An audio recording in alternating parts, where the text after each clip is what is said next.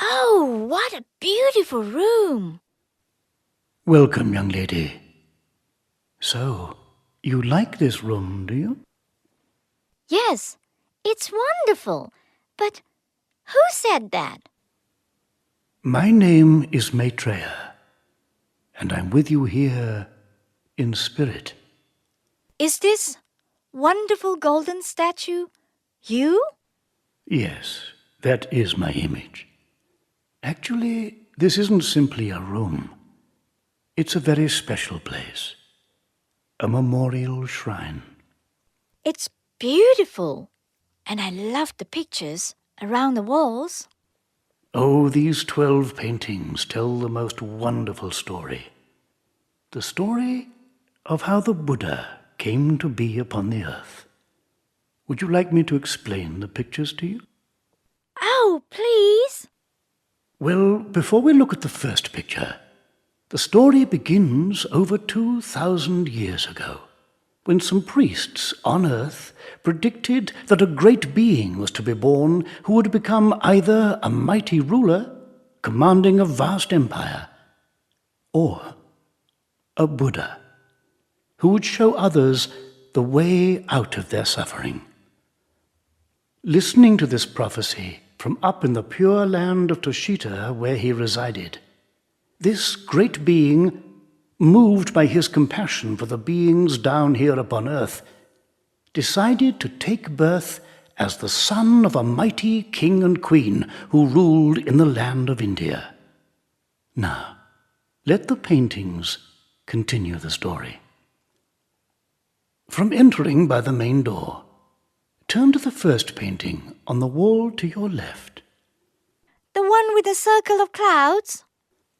Yes, the picture of the Bodhisattva's descent from the pure land of Toshita down to earth. It's beautiful. It is. Sitting on the throne, surrounded by garlands of flowers in space, and draped with a long silk scarf, the Bodhisattva gave final instructions to all his followers in the heavenly pure land of Toshita. The great master then placed his magnificent crown of jewels upon my head, thereby passing over to me, Maitreya, the responsibility of teaching his students. Having done this, he then departed from Toshita on his journey to earth.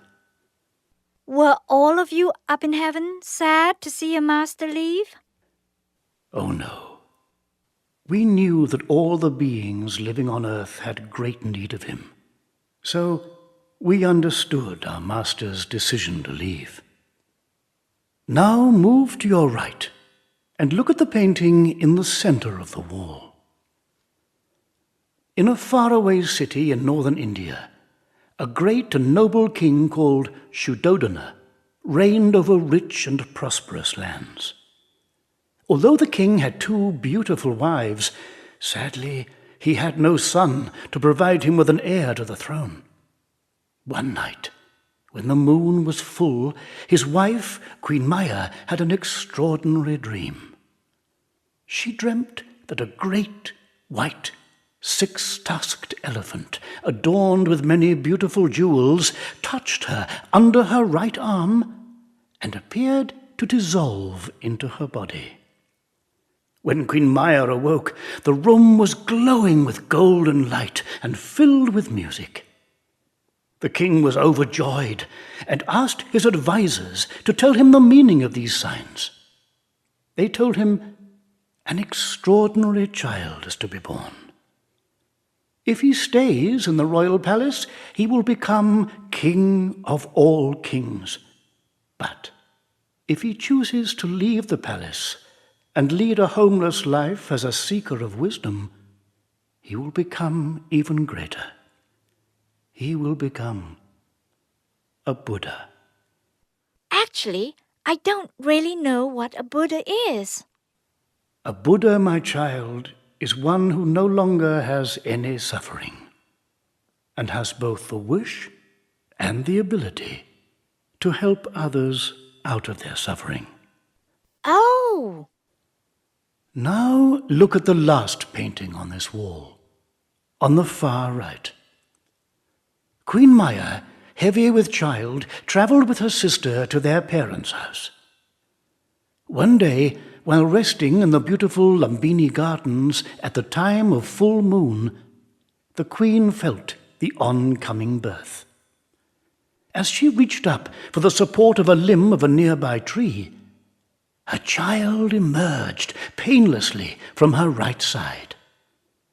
The Bodhisattva, now reborn, took 7 steps in each of the 4 directions. And wherever he walked, lotus flowers bloomed from under his feet. Shining radiantly, the child declared, "I have come for the well-being of the world. This is my last birth." There were so many wonderful signs attending the birth of this prince that his father decided to name him Siddhartha, the one who brings about all good things. 7 days later, after her sister Prajapati promised that she would raise the child as her own son, Queen Maya died joyfully. Now, move to your right and look at the first picture on the next wall behind my statue. Siddhartha's body and speech were blessed with 32 marks and 80 signs of a perfect being. Everything he did and said was compassionate and perfect in every way. Everyone in the royal palace was astonished at the knowledge the prince possessed for someone so young. The tutors who were brought in by the king to instruct his son informed him, "Your Majesty, there is nothing left for us to tell the prince. He seems already to know what we have to teach. In fact, he has taught us things that we ourselves did not know." The king was delighted, and he remembered the prophecy that predicted his son would grow up to be either a great emperor or, if he left the royal life, a spiritual seeker of wisdom.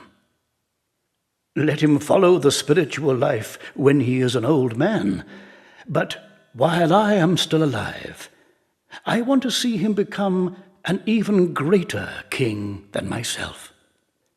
And so, to make sure that his son would remain in the royal life, he arranged to have him married to Princess Yashodhara, the daughter of a neighboring king. In accordance with custom, athletic contests were held to decide who should marry the beautiful princess. Siddhartha quickly showed himself to be so superior to all the other contestants in feats of skill that it is said even the celestial devas grew jealous of him. Oh, I see. And now to the 5th painting, in the center of the wall. King Shuddodana was determined that Siddhartha must never be tempted to give up his kingdom. And so he surrounded the young prince and his new bride, Princess Yashodhara, with every imaginable pleasure, and shielded him from every kind of suffering. But something within Prince Siddhartha remained unsatisfied, and he often withdrew from these pleasures to spend hours in quiet thought. Although the prince enjoyed this life of love and pleasure with his new wife, he also heard the voices of past Buddhas whispering to him, reminding him not to forget the promise he made to help all living beings. "Now was the time," they whispered, "to leave these pleasure palaces and venture forth." And did he leave? Well, look at the 6th painting on the right-hand side of the wall. One day, while the prince was traveling outside the palace walls, he saw an old man, a sick man, and also the body of a dead man. Deeply affected by what he'd seen, Siddhartha realized for the first time just how much suffering all humans, all creatures, were destined to endure. Later, he met a poor wanderer who had left his home in a search for the end of all suffering. Inspired by his example, Siddhartha decided to leave his royal life of luxury and pleasure and discover the way to escape from unhappiness forever. At that moment, a messenger arrived and announced that his wife, Princess Yashodhara, had given birth to a son. On hearing this news, the prince felt that this birth would become a stumbling block, hindering him from carrying out his destiny here upon the earth. So, what did he do? Well, on the night of the full moon, the prince asked his faithful charioteer, Channa, to saddle his horse for him, and together they silently slipped away from his father's kingdom. Now look to your right at the first painting on the third wall, the seventh painting. Siddhartha cut off his bejeweled knot of hair and sent this back to his father's palace as a sign that he had turned his back on royalty, luxury, and wealth. Removing his rich clothes and ornaments and replacing them with yellow-colored robes, Siddhartha sought advice from two great wise men, but found their teaching to be incomplete, for they could not reveal to him the cause of suffering or how to bring this suffering to an end. Now to the eighth painting in the center. Siddhartha then traveled to the river Nirvana, where he met and joined with 5 companions, and there he sought wisdom by observing strict ascetic practices, living without shelter and proper food and clothing. But after 6 years of fasting in this way, his glorious body reduced to little more than a skeleton, he realized that it was not possible to attain the highest wisdom through strict asceticism alone. He went to bathe himself in the river and was so weakened that he nearly drowned. He managed to drag himself to shore and was sitting under a banyan tree when a young woman named Sujata saw the bodhisattva and, thinking him to be the king of the tree spirits, prepared a nourishing dish of rice milk for him. When his former companions saw him eating the rice milk, they turned their backs on him. Why?